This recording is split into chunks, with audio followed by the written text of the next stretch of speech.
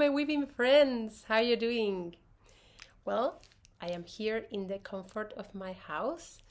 To the ones that already know me, I am not very good at live events, so I'd rather do this because I want to connect better with you. I want to know more about you, what you would like to learn, to see projects, patterns, tips, hints, whatever you want to know from me, and that we would love to share with each other, because this Ullvuna community has now more than 300 members, which is great. So in this sneak peeks from home, this is the first one.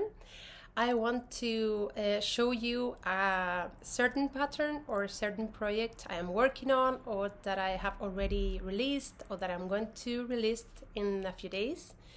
And so you can know further all the details about it, maybe things that does not appear in the pattern or in the video. And I would love to have your replies, your comments, suggestions, whatever you want to say about them, so you can learn more and I can learn more from you. So today I want to show you the Fall in Velvet shawl I recently released in my shops, and I want to show you how I made it, why, the good and the bad, the pros and cons, and so you decide the better choices for you when you make your own version. Okay, so let's see. So for that project I used the tremen light, which is the new tremen with a difference of 0.7 centimeters between pins. Of course you can use the adjustable pin loom, the original tremen, the Caillou, okay? The pin loom you have. The only requirement is not the size, it's just the distance between the pins. That is the important thing, okay? Has to be the same distance, and of course a square. So working with velvet fibers, which are acrylic, okay? They are like they imitate the velvet, is very comfortable because it is soft, it is cozy, they are easy to work with, they don't tend to get tangled all the time. However, there are a few issues you need to know in advance so you avoid them. For example, here you have the design, and there are pieces in which I just did the plain weaving, and others in which I did a mix of plain weaving and herringbone. Well, in the herringbone stitch, which is a texture stitch, I didn't have any issues when I was weaving, but take a look at the result, what it tends to happen in any side, okay?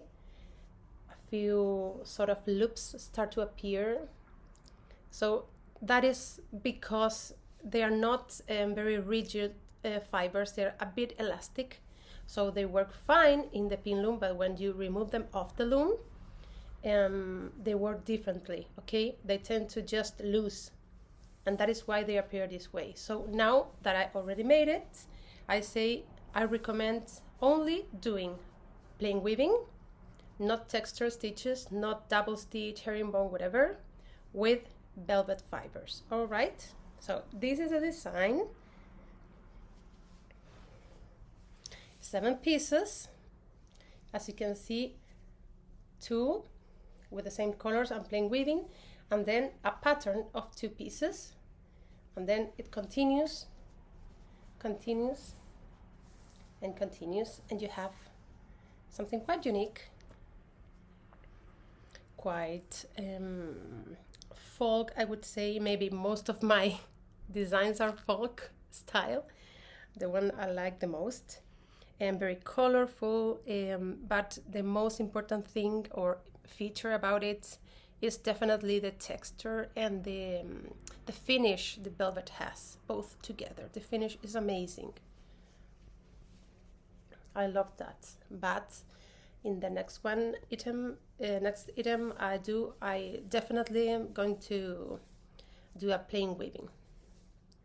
Maybe you can make stitches when you remove it off the loom, but not in the loom, because as you can see, it tends to loose, and then you cannot see It's not only that the loops tend to lose here in the herringbone, but also it's a bit confusing. It's difficult to see the pattern, so it doesn't really worth the effort, okay?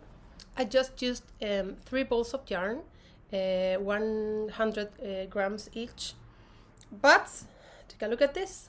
I got leftovers, so it was quite a thrifty item to make. So again, if you don't have the tremen or caillou or any of the pins from my shop, remember that the important thing is that this is a square and the distance between the pins is the same, or pins or nails or rivets, whatever it has to take the yarn. And also mind about the size of the squares, because in this case they are 8 by 8 inches, but if they are smaller, of course your scarf or shawl will be shorter and narrower, both, okay, because you have a lot of squares and will affect the length and width. Remember that always.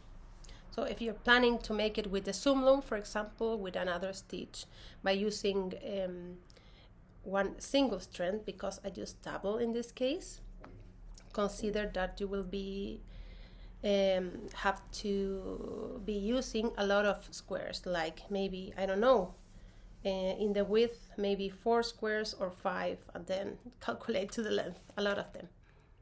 And then, well, the finishing was quite easy, just 2 rows of slip knot with a crochet, and then I put fringes on it with 2 colors, and then losing ends, which I don't like a lot, but as this is going to be visible in both sides, of course you have to lose ends, you cannot avoid it. So that's it. I hope you like it. When you wear it, of course, you can use it in multiple ways. That is great. And as these fibers are cozy, but warm and fresh at the same time, I won't say they are too fresh or too warm. You can use them in mid times of the year, like spring or fall. Well, that is why it's called falling velvet. But they are quite usable, okay, for any time. So, I hope you like this project. I would love to see your own versions of it. And, well, see you in another sneak peek of the Ullvuna community. Bye bye!